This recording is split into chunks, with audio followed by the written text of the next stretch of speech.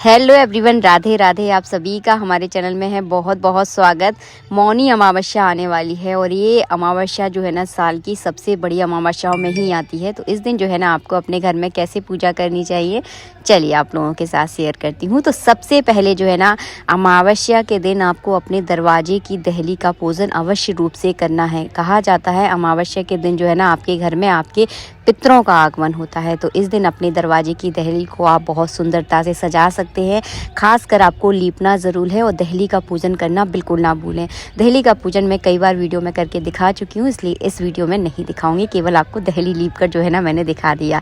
उसके बाद अमावस्या के दिन कभी भी घर में दाल नहीं बनाई जाती। तो आप अपने घर में कभी भी अमावस्या के दिन दाल ना बनाएं। हमेशा पक्का खाना जो है ना बनाया जाता है। पक्का खाना का मतलब पूड़ी, हलवा, सब्जी, ये सारी चीज़ें जो है ना बनाई जाती हैं। तो देखिए हम भी जो है ना यहाँ पर गर्मा गर्म पूड़ियाँ बना रहे हैं। आप सब भी आ जाइए हमारे साथ एंजॉय करने, गर्मा गर्म पूड़ियाँ खाने। तो अमावस्या के दिन जो है ना हमेशा इसी तरह का खाना बनता है। काफ़ी सारे लोगों के यहाँ कड़ी चावल भी बनते हैं। आपके यहाँ पर जैसे रीति रिवाज रहे हों उस चीज़ को जो है ना आप फॉलो कर सकते हैं। मेरे यहाँ जैसे रीति रिवाज हैं वो सारी चीज़ें देखिए मैंने आपको वीडियो में बता दी। हमारे यहाँ कड़ी चावल बनते हैं या पूड़ी हलवा या पूड़ी खीर बनती है। तो यहाँ पर जो है ना आज मैंने बनाई है पूड़ी और चावल की खीर। जो है ना अमावस्या के दिन विशेष रूप से बनाई जाती है, क्योंकि पितरों के लिए जो है ना चावल की खीर बहुत ज़्यादा विशेष होती है, क्योंकि ये जो है ना सफ़ेद कलर की होती है। वैसे देखिए खीर तो हमेशा सफ़ेद ही कलर की होती है, लेकिन चावल की खीर जो है ना पितरों को विशेष प्रिय रहती है। इसलिए जब भी पितरों की पूजा होती है तो खीर बनाना बहुत ज़्यादा अनिवार्य होता है। और अमावस्या जो है ना पितरों के लिए बहुत ज़्यादा विशेष मानी गई है। भोजन की थाली, पूजा का जितना भी सारा सामान है सब मैं छत पर लेकर आ गई हूँ, क्योंकि आज जो है ना करने वाली हूँ तुलसी के वृक्ष के नीचे मौनी अमावस्या की पूजा। तुलसी के वृक्ष के नीचे जो है ना आप इस पूजा को कर सकते हैं, क्योंकि तुलसी के वृक्ष के नीचे हमारे बहुत सारे देवी देवता जो है ना विराजमान होते हैं। हमारे घर के देवी देवता भी जो है ना तुलसी के नीचे ही जो है ना विराजमान होते हैं। तो इस जगह जो है ना आप बैठकर आराम से पूजा कर सकते हैं। आप चाहें तो अपने घर के मंदिर के सामने भी पूजा कर सकते हैं। इस बार मौनी अमावस्या पड़ने वाली है शनिवार के दिन। तो शनिवार के दिन जो है ना पीपल की वृक्ष की पूजा बहुत विशेष रूप से की जाती है। तो इस पूजा को आप चाहें तो पीपल के वृक्ष के नीचे भी आप कर सकते हैं, बहुत ज़्यादा विशेष है। तो मेरे घर में तो देखिए पीपल का वृक्ष नहीं है और मैं बना रही हूँ यहाँ पर वीडियो। तो जो है ना मैं अपने घर में ही आपको करके दिखा रही हूँ। तरीका जो है ना मैंने आपको बता दिया। आप पीपल के वृक्ष के नीचे भी पूजा कर सकते हैं, तुलसी के वृक्ष के नीचे भी पूजा कर सकते हैं। आप चाहें तो अपने ठाकुर जी के सामने भी पूजा कर सकते हैं। तो सबसे पहले जो है ना आटे से चौक पूर लें। इस तरह से आप चाहें तो हल्दी से भी चौक पूर सकते हैं, आप चाहें तो आटे से पूर लें।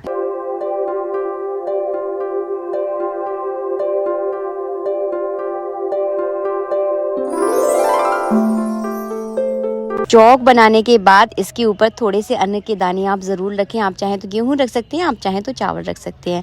उसके ऊपर हमने रख दिया है यहाँ पर प्लेट, क्योंकि हम यहाँ पर भगवान शालिग्राम को स्नान कराने वाले हैं। अगर आप तुलसी के वृक्ष के नीचे पूजा कर रहे हैं तो तुलसी के वृक्ष के नीचे जो है ना भगवान श्री हरि की पूजा विशेष रूप से की जाती है। तो आप चाहें तो जो है ना इस तरह से भगवान शालिग्राम का पूजन भी जो है ना कर सकते हैं, क्योंकि पितरों की जब भी पूजा होती है भगवान शालिग्राम की जो है ना सबसे पहले पूजा की जाती है। तो जो भी लोग पितरों से पीड़ित हैं, पितृ दोष से पीड़ित हैं, तो वो इस तरह से जो है ना पूजा जरूर करें। और जो नहीं भी पीड़ित हैं वो भी इस तरह से पूजा कर सकते हैं, क्योंकि पूजा करना कभी बेकार नहीं जाता, कहीं ना कहीं आपके जीवन में बहुत काम में आता है। हमने यहाँ पर शालिग्राम भगवान को स्नान करा दिया है। और एक बात का ध्यान रखें, महिलाएं जो है ना भगवान शालिग्राम की पूजा नहीं करती, क्योंकि उनके लिए पूजा निषेध मानी गई है। तो आपके घर का बेटा कर सकता है, आपके पति कर सकते हैं, आपके घर में जो भी बड़े बूढ़े हैं, पुरुष हैं, वही जो है ना इस पूजा को करें, क्योंकि पितरों की पूजा जो है ना पुरुष प्रधान मानी गई है। महिलाओं को जो है ना पितरों की पूजा करना निषेध माना गया है। और बाकी देखिए हर जगह के अपने अपने अलग अलग रीति रिवाज होते हैं।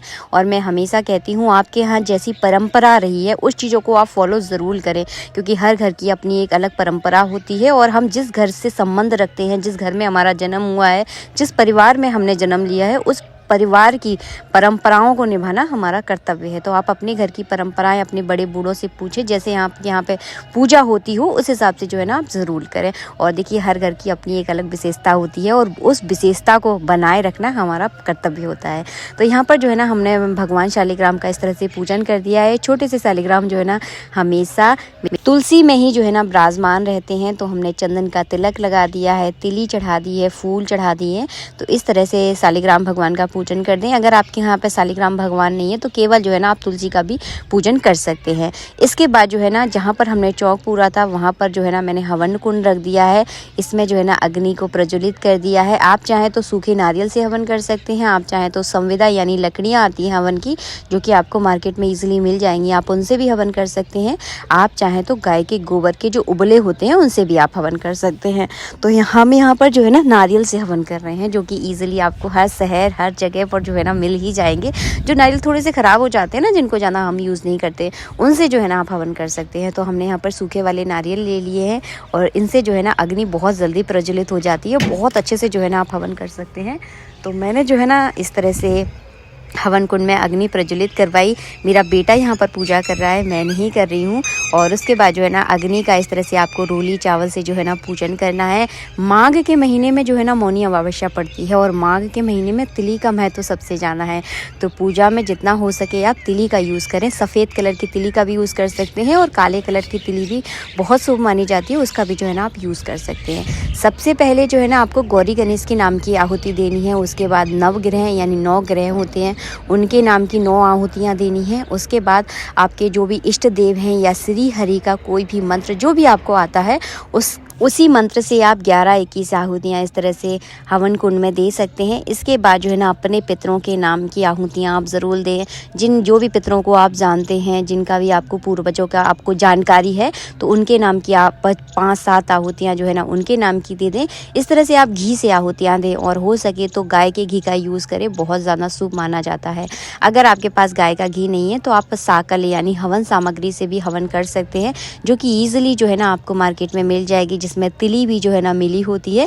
और माघ के महीने में तिली का विशेष महत्व होता है। इसके बाद थोड़ी सी तिली भी जो है ना हम हवन कुंड में इस तरह से चढ़ा देंगे, क्योंकि माघ के महीने में तिली का बहुत ज़्यादा महत्व है। हर पूजा में जो है ना तिली चढ़ाई जाती है, तो हमने यहाँ पे तिली चढ़ा दी है। इसके बाद जो है ना आपको लगाना है हवन कुंड में भोग। तो हवन कुंड में अग्नि में जो है ना भोग लगाना है। सबसे पहले आप तुलसी और शालिग्राम भगवान को भोग लगाएंगे।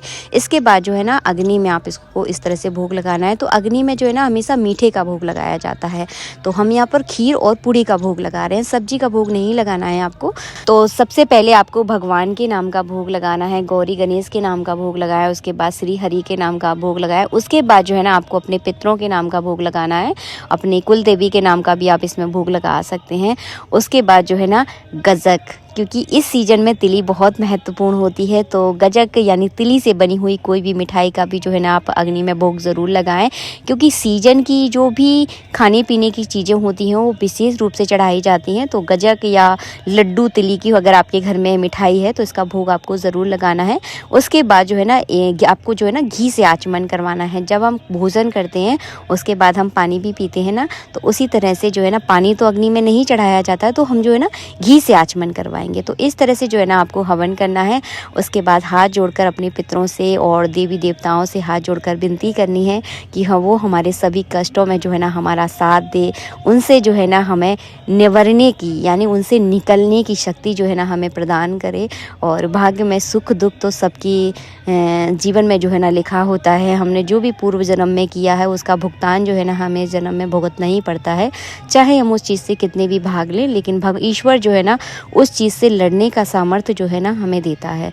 तो कष्ट भी जो है ना बहुत ईजिली निकल जाते हैं अगर भगवान का साथ अगर आपके साथ है तो। काफ़ी सारे लोग मुझसे पूछते हैं, दीदी हम जितनी ज़्यादा पूजा करते हैं भगवान हमें उतने ज़्यादा परेशान क्यों करते हैं? ऐसा आपको लगता है? क्या पता अगर आप पूजा नहीं करते होते तो इससे भी ज़्यादा संकट आपके जीवन में होते। तो ऐसा बिल्कुल भी ना सोचे, जितना हमारे भाग्य में कष्ट है वो हमें मिलेगा, उससे हम कभी नहीं बच सकते, चाहे हम पूजा करें या ना करें। लेकिन पूजा करने से एक ऐसी शक्ति हमारे साथ रहती है जो हर दुख में हम ईज़िली उससे लड़ जाते हैं और हमारा सामर्थ्य जो है ना कभी कमज़ोर नहीं पड़ता। इंसान कितना भी हार जाए, लेकिन अगर उसकी जीतने की इच्छा अगर उसके अंदर है ना, तो कितनी भी मुश्किलें उसके जीवन में आ जाए वो एक दिन जीत ही जाता है।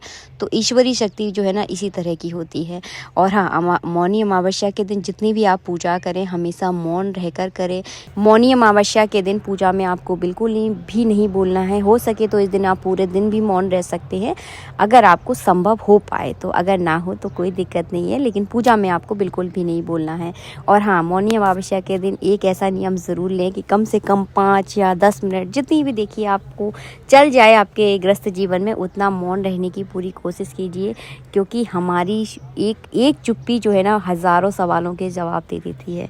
तो थोड़ा सा मौन रहिए, किसी से कुछ कहिए मत, क्योंकि जिसके अंदर सहने की सामर्थ्य आ जाती है ना, वो एक दिन जीत जाता है, क्योंकि हमारी एक चुप्पी कई सवालों के जवाब अपने आप दे देती है।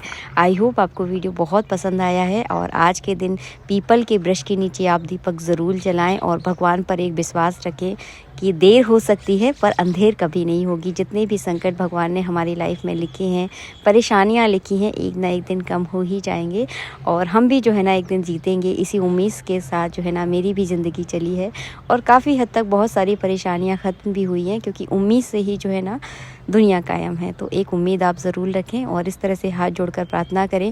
पीपल की जड़ के पास इस तरह से आपको दीपक लगाना है। आशा करती हूँ वीडियो बहुत पसंद आया है। चैनल पर अगर पहली बार आए हैं तो इस चैनल को सब्सक्राइब करना बिल्कुल ना भूलें, और बस एक उम्मीद रखें। किसी भी इंसान से आप कोई उम्मीद ना लगाएं, लेकिन ईश्वर से आप उम्मीद लगाएं और पूर्ण विश्वास रखें। अगर आपका विश्वास अगर कहीं डगमगाता है तो ही चाहे कोई कमी पड़ जाए, बस भगवान पर आप विश्वास रखिए। बस भगवान जो है ना आपको कभी नहीं हारने देंगे, ये विश्वास जो है ना मैं आपको दिलाती हूँ। तो इसी के साथ वीडियो का बस यही समापन करेंगे। मिलेंगे आप सबसे नेक्स्ट वीडियो।